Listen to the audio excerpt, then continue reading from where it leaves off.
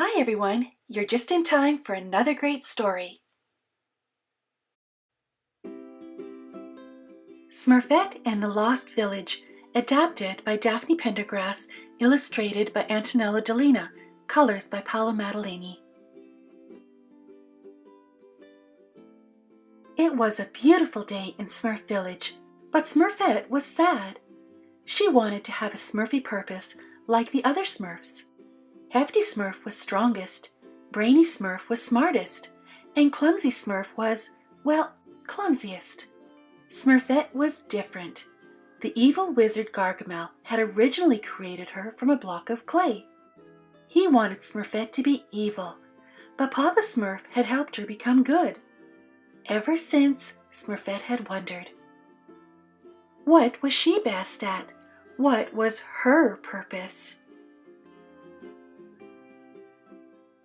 Later that day, Brainy was testing a new invention called the Smurfy Thing Finder that could reveal what each Smurf did best. The invention seemed to be working. It had said Hefty was strong.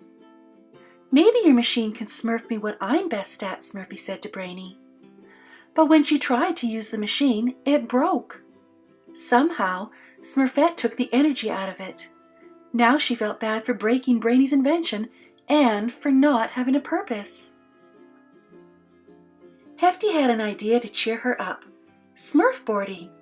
Soon Smurfette, Hefty, Brainy, and Clumsy were zooming around the woods outside Smurf Village on Smurfboards. Woohoo! Smurfette cheered as she flew over them all toward the Forbidden Forest, a magical place that Papa did not allow them to enter. When she landed, though, she looked up and gasped. It was a Smurf she'd never seen before. The Smurf ran away into the forest, but left a hat behind. Smurfette picked it up and stared at it in wonder. Suddenly, Gargamel's vulture Monty swooped in, grabbed Smurfette, and brought her back to Gargamel's lair. Gargamel wanted to steal her Smurfy magic, but was disappointed because she wasn't a real Smurf. When he saw that Smurfette was carrying a little hat, though, he tossed it into his cauldron. The cauldron bubbled and said, "This hat is from a village of Smurfs," and showed an image of 3 tall trees. A new Smurf village? I will catch those Smurfs too, and take their Smurfy magic, Gargamel cackled. While he was distracted, Smurfette's friends were able to break in and free her. When she returned to Smurf Village, Smurfette was determined to save the mysterious Smurfs. She decided to set out into the Forbidden Forest to find their village. While sneaking out, she ran into Hefty, Brainy, and Clumsy. "I have to do this," Smurfette said before they could try to stop her. "If there really is a lost village of Smurfs, they need help. Maybe that's my purpose." "Yeah, well, Team Smurf sticks together, so we're going with you," Hefty said. The 4 friends entered the Forbidden Forest, but they soon realized there was a big problem in their way. Gargamel was determined to get to the Lost Village first. "All right, boys," Gargamel called to Monty and his cat Azrael. "Catch those Smurfs." "In here," Smurfette called to her friends, and they quickly hid in rabbit holes. Inside, there were tunnels with magical creatures, glow bunnies.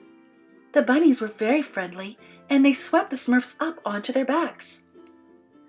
The Smurfs rode the glow bunnies as they stampeded out of the tunnels, escaping from Gargamel to continue on their journey. It wasn't long before Smurfette saw a familiar sight. "I think those are the 3 tall trees I saw in Gargamel's cauldron." The trees were on the other side of an enchanted river. "Fear not, Team Smurf," Brainy said. Brainy quickly built a raft.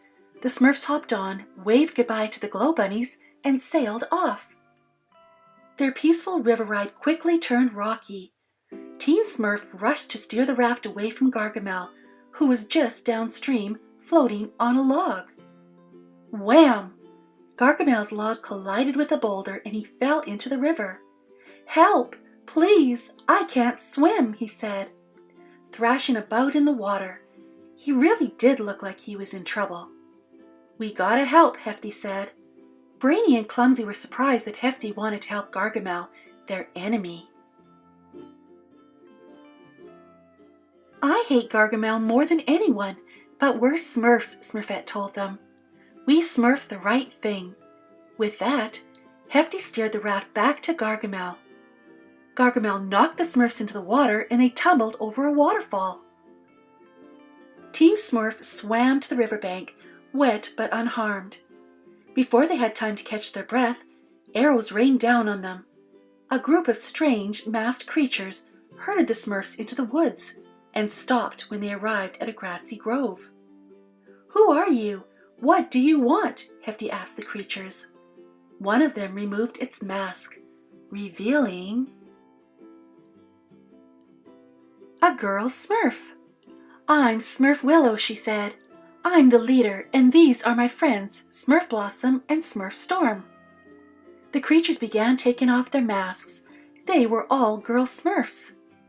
"Where are all your boys?" Smurfette asked. "You won't find any boys here," said Smurf Willow. "Welcome to Smurfy Grove, a village 100 girls strong."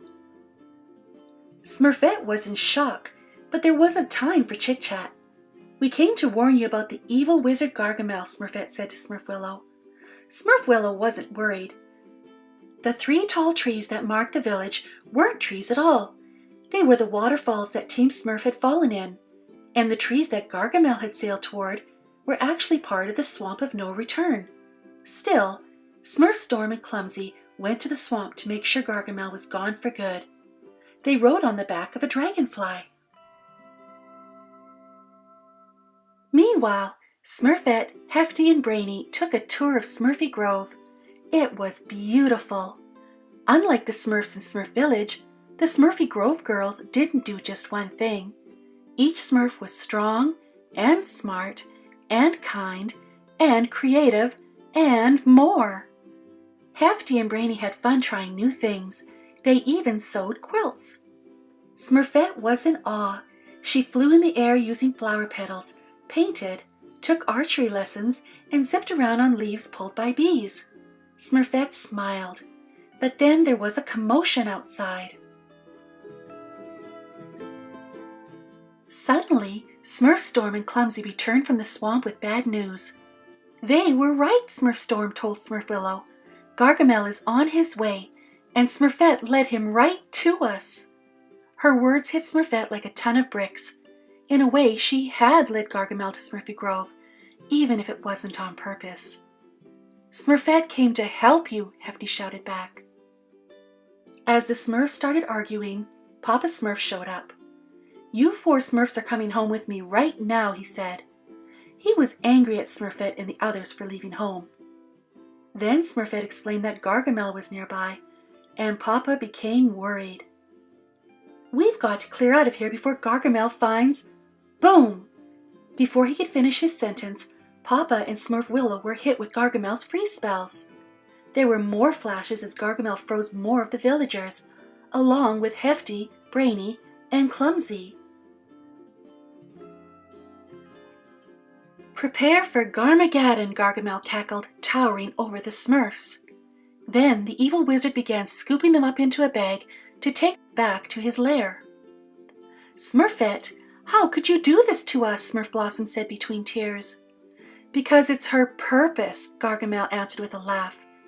Then he left Smurfy Grove with all of the frozen Smurfs in tow. Alone in the forest, Smurfette cried and cried. Could it be true? Had she really betrayed her friends? As she looked up, she saw Brainy's assistant Snappybug land beside her. Snappy reminded Smurfette of her great friends and that Smurfs always do the right thing. With renewed strength, Smurfette wiped away her tears and took off after Gargamel. When Smurfette arrived at Gargamel's lair, the frozen Smurfs were back to normal, but Gargamel was trying to drain them of their magic. She had to act fast. "Gargamel," Smurfette called, "I've come to pledge my loyalty. Smurf your power to turn me back into who I once was, and I'll lead you to Smurf Village." There are 95 Smurfs waiting there now. Together we'll be unstoppable. Gargamel raised his arms and cast a magic spell. Welcome home, Smurfette. Smurfette knew something that Gargamel didn't. She was a power magnet. Just as she'd sucked all the power from Brainy's invention, she absorbed the power and magic out of Gargamel and sent the evil wizard and his pets flying through the roof. When the dust settled, the Smurfs saw that Gargamel's spell had changed Smurfette into her original form, a clay statue. They cried as they carried their hero back to Smurf Village. Smurfette had more good in her than all of us combined, Papa wept. She never believed she was a real Smurf, but she was the truest Smurf of all. As the Smurfs stood in a circle around Smurfette, the power of love, 200 Smurfs strong, magically brought Smurfette back to life. Smurfette was happy. In the lost village, she found out she could have more than just one purpose. She was a friend, a leader, a dancer, a captain, a flower glider, a bunny wrangler, and most of all, a true blue Smurf. Thanks for joining me today. Check out these links for more great stories. And before you go, don't forget to subscribe.